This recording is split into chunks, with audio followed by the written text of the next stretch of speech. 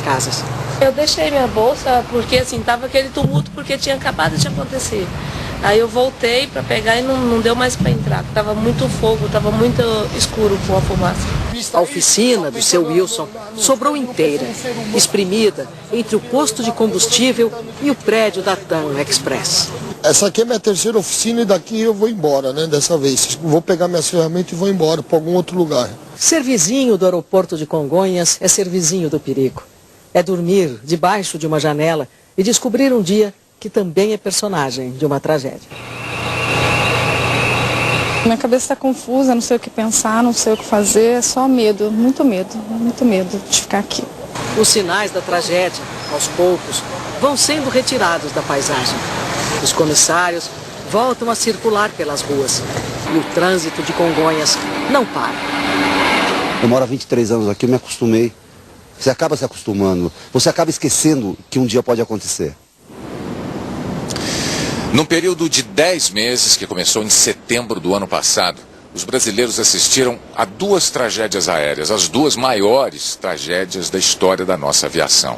E enfrentaram, nos aeroportos, uma sequência assustadora de problemas e de aborrecimentos. Cristina Serra. Em setembro do ano passado, um Boeing da Gol e o jato Legacy se chocaram, matando 154 pessoas. A tragédia marcou o começo de uma crise que se arrasta há quase 10 meses e expôs as deficiências do sistema aéreo brasileiro. Os controladores de voo, insatisfeitos, iniciaram uma queda de braço com o comando da aeronáutica. Fizeram operações padrão com atrasos e cancelamentos de voo. O apagão virou rotina. Mas as autoridades pareciam não se dar conta da gravidade da situação. O ministro da Defesa reclamou do salário. Meu contra-cheque não chega a R$6.000, porque eu pago o imposto de renda. O imposto de renda já vem descontado. Não é salário para ministro de Estado. O presidente da ANAC prometeu um fim de ano tranquilo. Nossa expectativa, sim, é de que nós tenhamos um bom fim de ano, já bem perto daquilo que nós consideramos uma normalidade, senão a própria normalidade. Aconteceu o contrário. O setor aéreo, à beira do colapso, motivou uma cobrança do presidente Lula.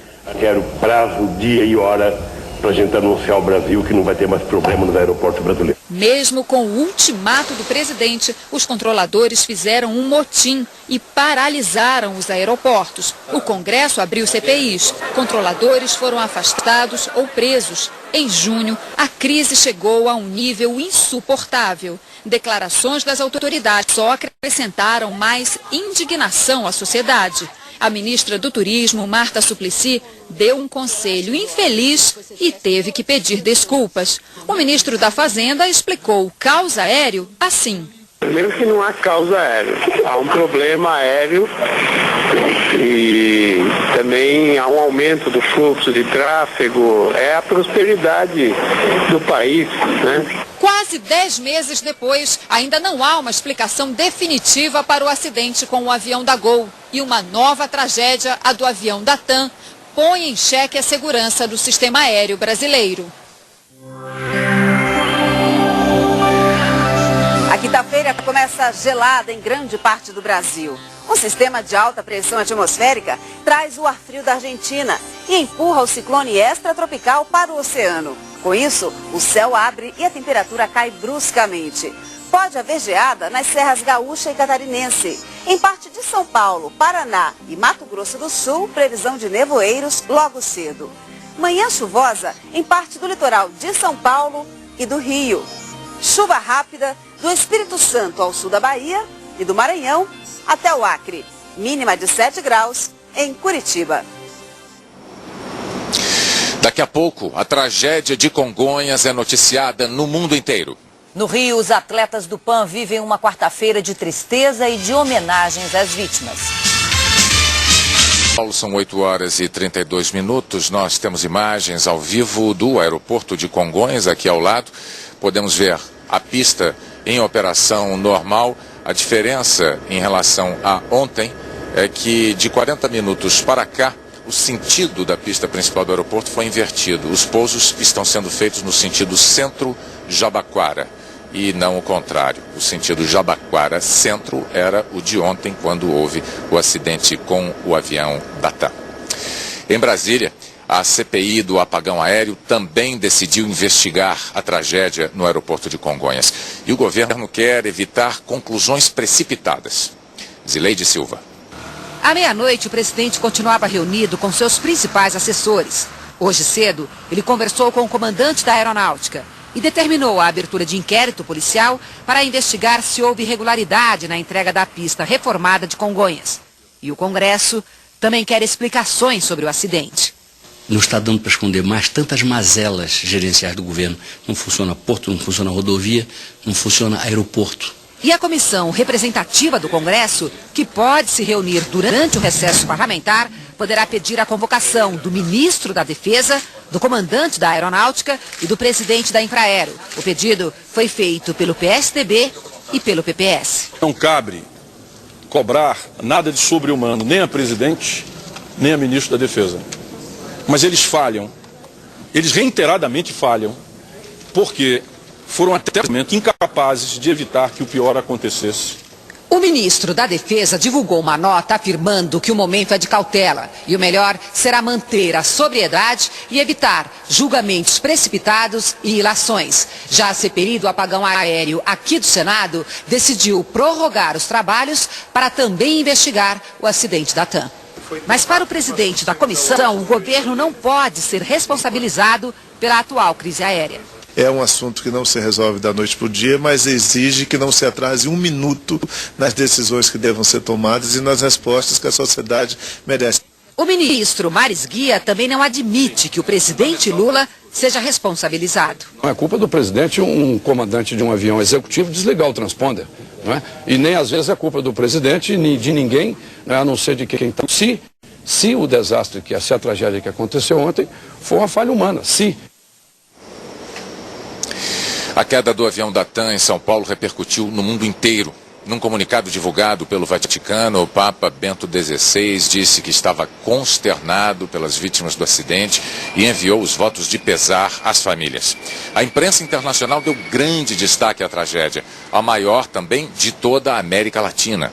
Roberto Kovalik. As redes americanas de TV deram destaque para o acidente. A CNN transmite ao vivo de São Paulo. A tarja diz: pista constantemente criticada por ser curta demais.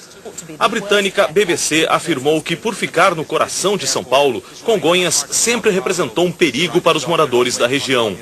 O jornal New York Times lembrou: a aviação civil brasileira está em crise desde o acidente com o avião da Gol em setembro do ano passado. O Herald destacou nota da Federação Internacional de Pilotos.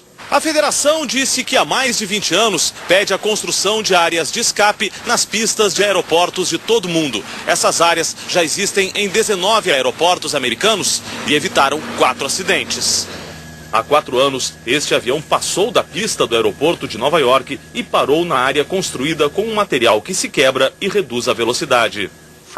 O presidente da Fundação para a Segurança de Voo, William Voss, concorda com os pilotos. O uso tem aumentado ao redor do mundo. É um dos sistemas de segurança que se pode usar para reduzir as consequências de problemas como esse que estamos vendo. No dia seguinte à maior tragédia da aviação brasileira, os atletas dos Jogos Pan-Americanos prestaram homenagens às vítimas do acidente em Congonhas. Veja com Tino Marcos. No braço, no gesto, na faixa, na alma.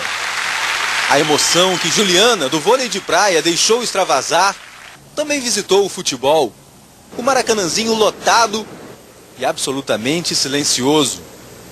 A tragédia abala a festa do esporte em cada canto do PAN.